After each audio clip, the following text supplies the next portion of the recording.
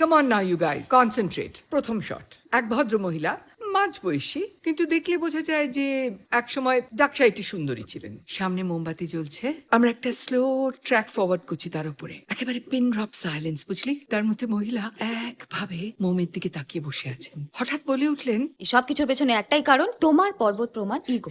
এখানে ওর ইগোটা কোত্থেকে চলে এলো? হ্যাঁ অফকোর্স আসবে। ওসব আমার লেট নাইট পার্টিজ, আমার লাইফস্টাইল, আমার মেজাজ, ওগুলো কোনোটাই ইস্যু নয়, ওগুলো বাজে এক্সকিউজেস। তাহলে কোনটা issue? The point is you are jealous of me. আমার সাকসেস, আমার নাম ডাক তুমি হ্যান্ডেল করতে পারো না। Yes, like a typical Indian mail.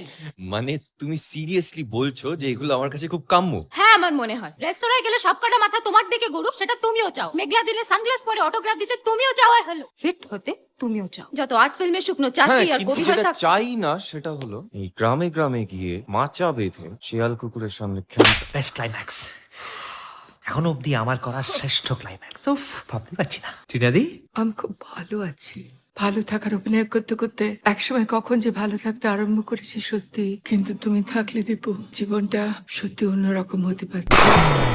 ভালোবাসা বাকি আছে তোমারও আমার কাছে, যা চেয়েছো দিতে আমি পারি না।